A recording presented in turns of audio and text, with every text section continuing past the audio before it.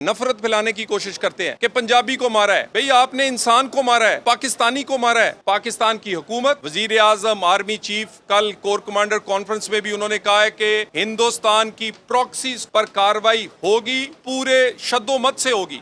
Environment के हवाले से इंटीरियर मिनिस्टर साहब की हदायत पर इस्लामाबाद इंतजामिया ने आज से व्हीकल एमिशन टेस्टिंग इंस्पेक्शन जो है, जिसे हम कहते हैं व्हीकल एमिशन इंस्पेक्शन, उसका आगाज किया है। तमाम गाड़ियां जो इस्लामाबाद में इस वक्त आएंगी जाएंगी, उनको टेस्ट किया जाएगा। टेस्टिंग के लिए इंटरनेशनल क्वालिटी का इक्विपमेंट जो यहां पर मंगवाया गया है, और इसको शुरू करने के लिए हमने पंजाब की कॉरपोरेशन से, पंजाब सीएम के भी हम शुक्रिया अदा करते हैं, और ख़ुसूसन सीनियर मिनिस्टर मरियम औरंगज़ेब साहिबा का कि उन्होंने अपनी टीम, इक्विपमेंट हमारे लोगों की ट्रेनिंग के लिए और असिस्ट करने के लिए और इस काम का आगाज़ करने के लिए भेजे। आज इसका आगाज़ डीसी इस्लामाबाद ने अपने घर से किया है। हमने प्राइवेट गाड़ियां चेक करनी शुरू नहीं की, बल्कि गाड़ियां चेक करनी शुरू की हैं पाक सेक्रेटेरिएट की सरकारी गाड़ियां। सबसे पहले मेरी अपनी गाड़ी का टेस्ट आपके सामने हुआ। ये वाला जो नोटिस है, ये तमाम सरकारी महकमे को डीसी इस्लामाबाद की तरफ से दिया गया है, और तमाम सरकारी गाड़ियों की टेस्टिंग इस सेक्रेटेरिएट में आज से शुरू की जा रही है। सबसे पहले हम सरकार की गाड़ियों का टेस्ट करेंगे, और उसके लिए पार्लियामेंट के सामने ओल्ड परेड ग्राउंड में उसका पूरा सेटअप बनाया जाएगा। आपके कैमरे इसको लोगों को दिखाएंगे, और ये कैमरे के ये टेस्ट किस तरह कंडक्ट किया जाता है। इस टेस्ट के होने के बाद गाड़ी पे एक बार कोड, एक स्टिकर जो है वो लगाया जाता है। स्टिकर पे बार कोड है। कोई भी आदमी गाड़ी खरीदने से पहले, या कोई भी उसको क्वालिटी की उसकी जो एमिशन है वो किस तरह की थी, उसकी रिपोर्ट जो है वो अपने बार कोड से वो देख सकता है।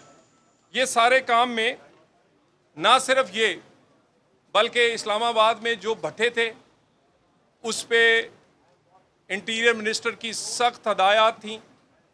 जिग जैग के अलावा कोई भट्ठा जो है वो यहाँ काम नहीं कर रहा।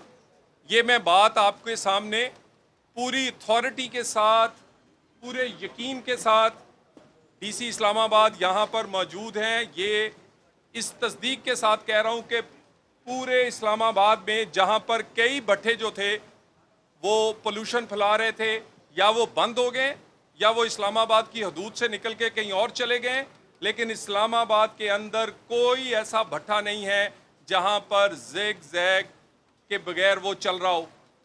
गाड़ियों का सबसे ज़्यादा जो इस नुकसान एनवायरनमेंट को था वो गाड़ियों के धुएं का था, और इसकी टेस्टिंग का कोई भी सिलसिला इस्लामाबाद में आज से पहले नहीं हुआ।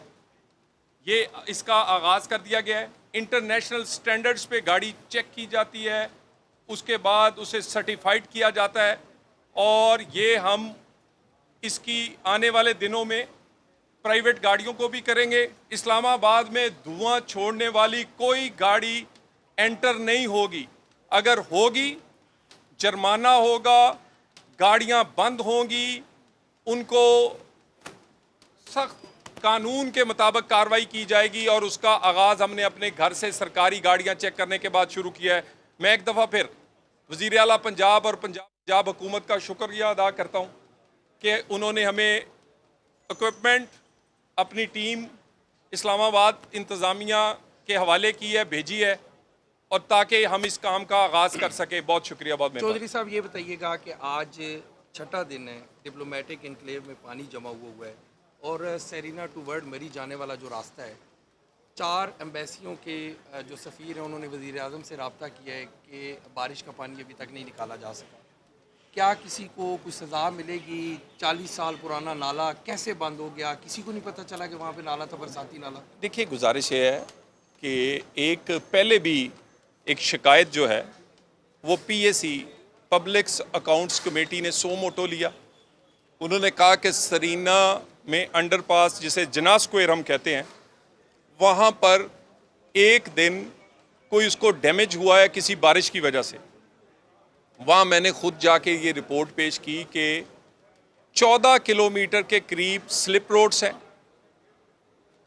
2 बड़े अंडरपासेस हैं, ओवरहेड ब्रिज हैं। ये पूरे प्रोजेक्ट में उसमें से एक दिन आधे घंटे के लिए पानी इसलिए रुका था कि अंधेरी की वजह से कुछ पौधे जो थे वो ड्रेनेज में चले गए थे, और जो सड़क वो लोग कहते हैं डैमेज हुई थी, वहाँ सिर्फ 2 मीटर का एक ऐसा एरिया था जहाँ पर सुई गैस डिपार्टमेंट ने काम किया, तो वहाँ पर वो सड़क को दोबारा रिपेयर करना पड़ा। ये प्रोजेक्ट ना सिर्फ कलील मुद्दत में, रिकॉर्ड मुद्दत में कंप्लीट किया गया, लेकिन सिर्फ कंप्लीट नहीं किया गया, क्वालिटी से कंप्लीट किया गया। क्वालिटी से नहीं, कंपटीशन और कॉस्ट कम करके कोई 300 मिलियन से जायद पैसे बचा के कंप्लीट किया गया। इसने इस्लामाबाद की खूबसूरती में नहीं, बल्कि वहाँ पर हमारा जो डिप्लोमेटिक एनक्लेव था, हमारे वो जो एक रेड जोन था, उसमें जो ट्रैफिक का इशू था, उसको हमेशा के लिए सॉल्व किया है। ये वाला जो इशू आप कह रहे हैं, ये इसकी शिकायत एम्बेसी वाली मिली थी। देखिए, हर चीज को हम इस प्रोजेक्ट से नहीं जोड़ सकते। यानी ये प्रोजेक्ट कंप्लीट हुए आज डीसी साहब 6 महीने से ज्यादा हो गए। ये फरवरी में मेरा ख्याल कंप्लीट हुआ था। कितनी बारिशें हुई हैं? ये पहली बारिश नहीं है। इससे पहले 8 से 10 मौके पे बारिश हुई, लेकिन कहीं पानी खड़ा नहीं हुआ। अगर पानी उस वक्त खड़ा नहीं हुआ तो इसका मतलब है कि ये अंडरपास या जना स्क्वायर की वजह नहीं है, उसकी कोई टेक्निकल और वजह थी। उस पर हमारी टीम ने काम किया है, उस टीम ने काम करके उसको रिजॉल्व किया है, और इस बात को बिल्कुल इंटीरियर मिनिस्टर बड़े क्लियर हैं। वो काम लेने के मामले में, काम करवाने के मामले में, और अगर किसी की नाअहली होगी तो वो नाकाबिले बर्दाश्त है। बहरहाल इस इशू को हैंडल कर दिया गया है। इसको जना स्क्वायर से ना जोड़ा जाए। ये जो पानी वाला इशू है, ये इंशाल्लाह ताला आज शाम तक आप जाएंगे तो वो इशू भी हल होगा, लेकिन इसको जना स्क्वायर से, सरीना अंडरपास से ना जोड़ें।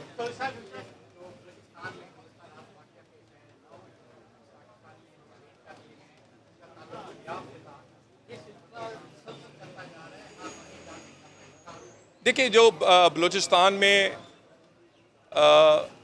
हिंदुस्तान की प्रॉक्सीज, ये जो वो कहते हैं ना ऑपरेशन संदूर चलता रहेगा, ये उसकी कंटिन्यूटी है।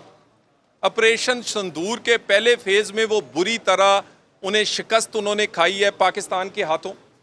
शर्मिंदगी मिटाने के लिए और अपनी प्रॉक्सीज के तहत अब वो सॉफ्ट टारगेट्स, सिविलियंस को, नहत्ते बच्चों को और उन मजदूरों को और लोगों को जो निहत्ते हैं, सॉफ्ट टारगेट्स को वो इस वक्त टारगेट करने की कोशिश कर रहे हैं। बलूचिस्तान में पहले से काफ़ी हद तक इन कार्रवाइयों पर काबू पाया गया है। बहुत सारे लोग हलाक और गिरफ्तार हुए हैं। रात वाला वाकया भी अफसोसनाक है। देखिए, इससे वो करते क्या है? नफरत फैलाने की कोशिश करते हैं कि पंजाबी को मारा है। भाई, आपने इंसान को मारा है, पाकिस्तानी को मारा है। पंजाबी हो या सिंधी या बलोची, हर एक की जान उतनी ही कीमती है। किसी सुबाइयत से, किसी फिरके से, या उसका तल्लक किसी भी इलाके से या शोबे से हो। पाकिस्तान की हुकूमत, वजीर आज़म, आर्मी चीफ, कल कोर कमांडर कॉन्फ्रेंस में भी उन्होंने कहा है कि हिंदुस्तान की प्रॉक्सीज को पर कार्रवाई होगी और पूरे शद्दोमत से होगी।